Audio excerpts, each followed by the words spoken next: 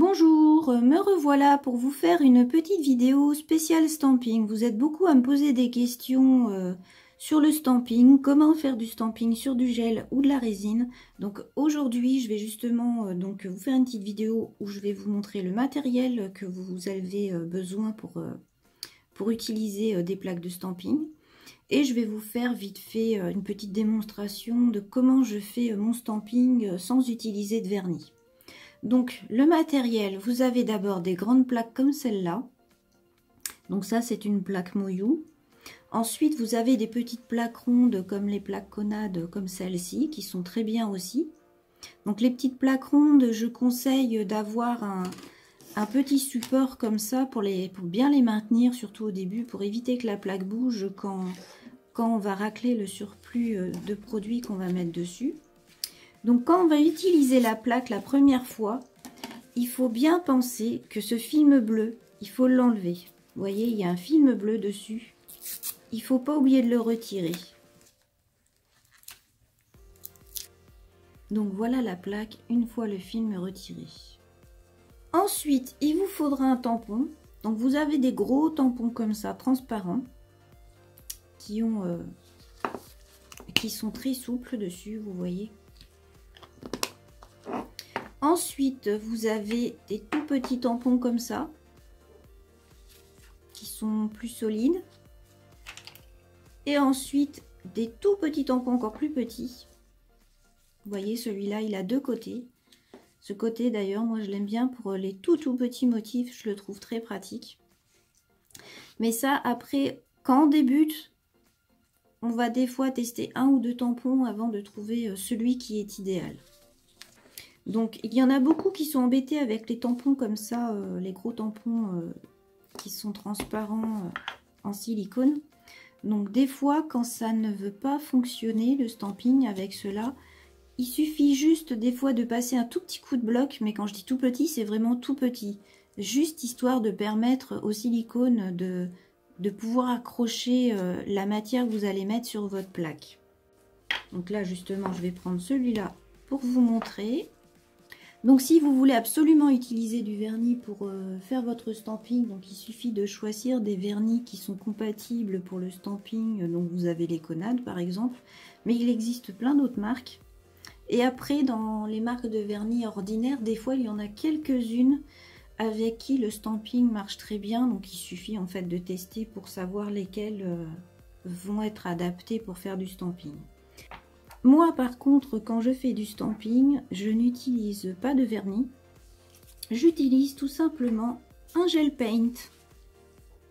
Donc, je vais vous montrer ça. Donc, je prends mon gel paint.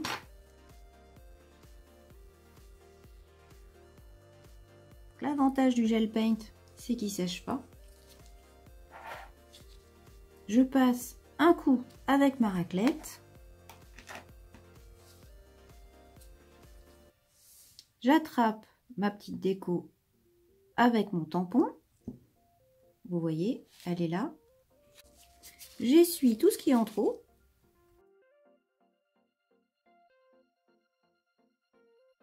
Donc là, j'ai posé un gel rouge paint en guise de couleur. Et ensuite, j'ai passé un tout petit coup de buffer, mais avec un buffer fin. Juste pour permettre à la déco d'accrocher. Et ensuite, j'ai juste à coller ma petite déco. Et voilà, c'est fait. Donc vous voyez, c'est très facile. Et si vous avez des gel paint, pas obligé d'acheter des vernis spécial stamping pour pouvoir faire du stamping. Quand vous posez quand vous voulez faire du stamping, donc sur une pose gel ou une pose résine, vous pouvez très bien le faire avec des gel paint. Vous voyez, ça fonctionne très bien. Ensuite, vous catalysez 30 secondes. Vous passez une finition, comme vous faites d'habitude, et votre déco est finie. Ensuite, pour nettoyer mon petit tampon, eh bien, je prends tout simplement un petit coton avec du cleaner pour effacer les traces. Voilà, je laisse sécher et il peut resservir à nouveau.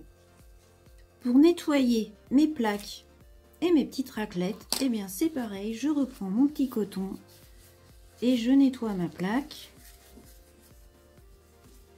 pour enlever les surplus de gel qui restent dessus. Voilà, elle est nickel. Et je fais pareil avec ma petite raclette.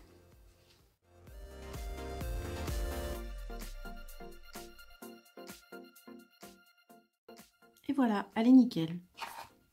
Donc voilà une fois catalysée. La petite finition.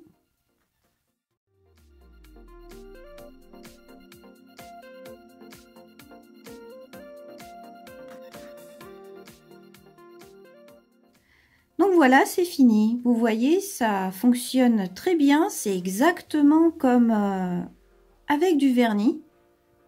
Ça évite d'avoir à acheter encore plus de matériel, surtout pour celles qui font du domicile. Si vous avez des bons gel paint, ça fonctionne sans souci. Vous pouvez les utiliser pour faire du stamping.